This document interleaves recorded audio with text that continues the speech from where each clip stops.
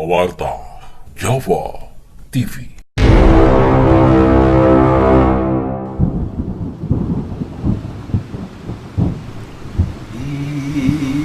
Isining kang koro-koro,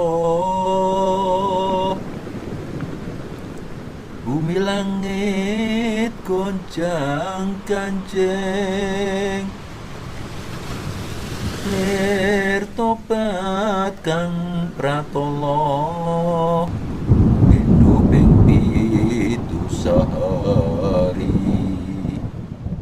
Para pemirsa Pewarta Jawa TV yang tercinta, telah diketahui bahwa Gunung Merapi sebagai pusering tanah Jawa sedang dalam status siaga level 3. Gunung Merapi yang diprediksi akan meletus di ambang akhir tahun 2020, di mana erupsinya lebih besar dari tahun 2016, tetapi lebih kecil dari tahun 2010. Terlepas dari besar kecilnya erupsi, peristiwa Gunung Merapi sering dikaitkan oleh sebagian masyarakat dengan mitos munculnya Sabto Palon, tokoh yang selalu dikaitkan dengan Satrio Piningit, Ratu Adil, dan Imam Mahdi, Buddha Angon, dan Satrio Sinisihan Wahyu.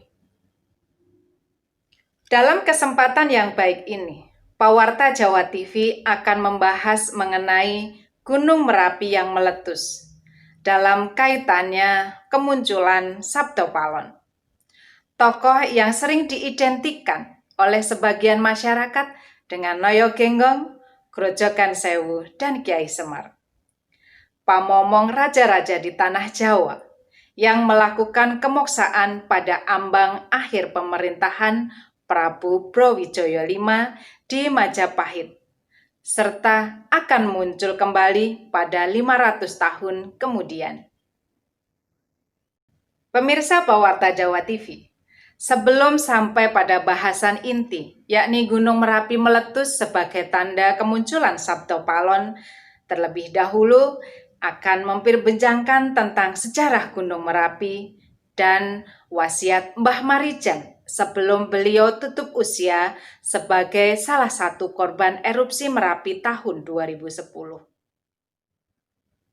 Pada kesempatan kali ini, saya akan berbincang dengan seorang narasumber, penulis buku novel Sabto Palon dan buku Satrio Piningit.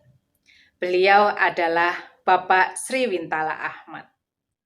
Baik, memperbincangkan Gunung Merapi tidak bisa dilepaskan dengan sejarahnya. Menurut Bapak Sriwintala Ahmad, bagaimana soal sejarah Gunung Merapi ini? Mohon penjelasannya, Bapak. Sudah saya sebutkan pada tayangan video sebelumnya bahwa Merapi yang kita saksikan sekarang adalah Merapi baru,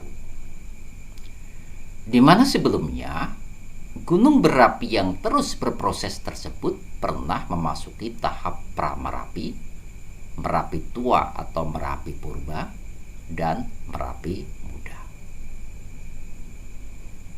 Sebagai gunung berapi, Merapi pernah mengalami erupsi yang sangat hebat, yakni pada tahun 928, 1872, dan 1930.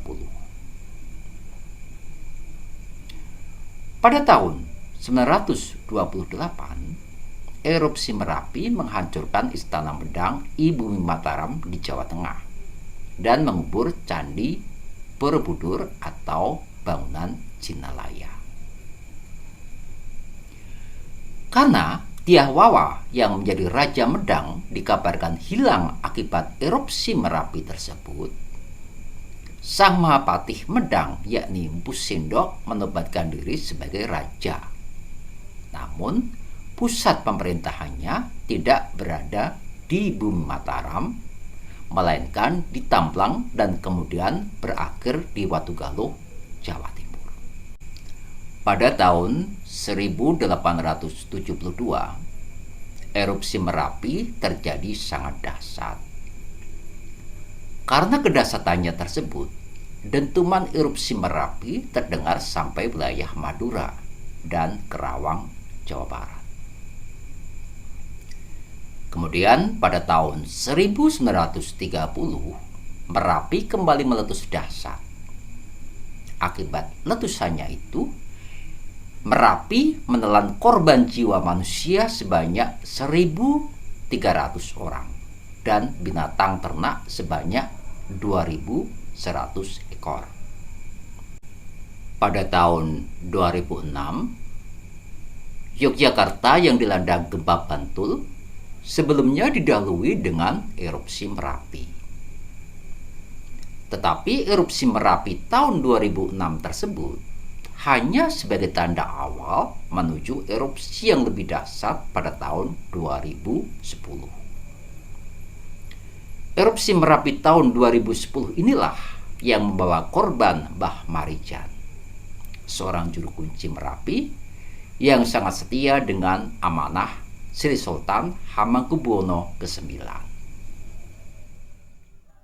Baik Bapak, jadi almarhum Mbah Marijan yang namanya tidak mudah dilupakan selalu muncul ketika memperbincangkan Gunung Merapi di saat kritis. Masih berkaitan dengan Mbah Marijan, saya pernah mendengar wasiat beliau sebelum tutup usia. Wasiat dari sang juru kunci Merapi tersebut terungkap begini, Bapak. Agar Merapi tidak marah, hendaklah para pencari pasir Merapi tidak menggunakan bego. Seandainya menggunakan bego, Merapi akan memberikan tetapi disertai dengan awan panas. Nah, menurut Bapak sendiri, apa makna di balik wasiat Mbah Marijan tersebut? Mungkin bisa dijelaskan lebih rinci, Bapak.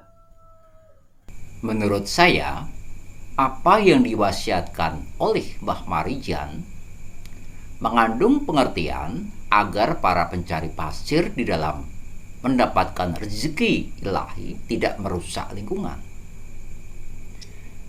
Bila lingkungan rusak, akibatnya akan merugikan banyak pihak. Selain itu, wasiat Mbah Marijan tersebut menerjemahkan filsafat orang Jawa. Ngono ya ngono, ning ojo ngono. Artinya apa? Artinya silahkan manusia melakukan apa saja, tetapi tidak merusak lingkungan yang dampaknya bisa merugikan baik orang lain maupun sang pelakunya sendiri. Seperti yang telah saya singgung di depan, Bapak, kita ketahui bahwa meletusnya Gunung Merapi sering diasumsikan oleh sebagian masyarakat sebagai tanda munculnya Sabto Palon, tokoh yang selalu dikaitkan dengan Satrio Piningit dan Ratu Adil.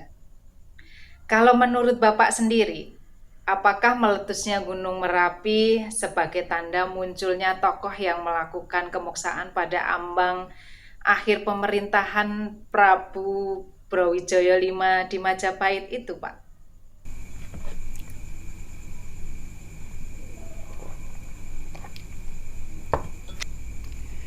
Jadi begini, menurut Serat Sabda Palon, bahwa tokoh Sabda Palon akan muncul 500 tahun sesudah kemoksaannya.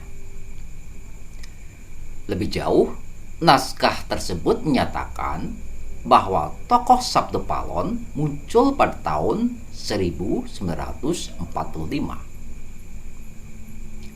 Dengan demikian, amatlah wajar bila sebagian masyarakat Jawa menyatakan bahwa meletusnya Gunung Merapi pada tahun 1930 sebagai tanda kemunculan Sabda Palon. Tetapi sampai sekarang tidak ada seorang yang mengaku sebagai titisan Sabda Palon.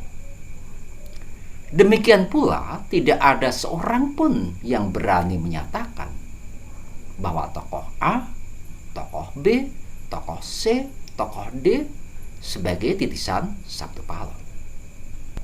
Dari apa yang saya nyatakan di muka, Maka seandainya Gunung Merapi meletus sebagaimana diprediksikan oleh para ahli, sama sekali tidak bisa ditangkap sebagai tanda kemunculan Sabtu Palong. Terlebih, tidak ada bukti yang kuat bahwa meletusnya Gunung Merapi pada tahun sekarang sebagai tanda kemunculan Satrio Piningit atau Ratu Adil. Sehingga bisa disebutkan bahwa meletusnya Merapi sebagai aktivitas normal dari gunung tersebut. Nah, sungguh pun begitu, terutama saudara-saudara kita yang tinggal di kaki Gunung Merapi hendaklah tetap iling dan waspada. Ingat kepada Tuhan dan waspada terhadap segala sesuatu yang bisa terjadi akibat letusan Gunung Merapi. Iling lan waspada yang diajarkan oleh Raden Ngabei Ronggowarsito III inilah hendaklah dijadikan sebagai pusaka masyarakat Jawa di dalam menghadapi geliat Merapi serta geliat zaman. Pemirsa Pawarta Jawa TV, demikian tadi perbincangan saya mengenai erupsi Merapi bersama Bapak Sri Wintala Ahmad. Semoga semua pecinta Pawarta Jawa TV dapat mengambil hikmahnya. Terakhir, kami ucapkan kepada warga yang telah mengungsi jauh dari jangkauan Merapi, semoga diberi ketabahan dan kesabaran. Semoga Tuhan senantiasa melindungi kita semua. Para pemirsa Pawarta Jawa TV, sampai di sini pertemuan kita. Sampai ketemu di lain kesempatan dengan bahasan menarik lainnya.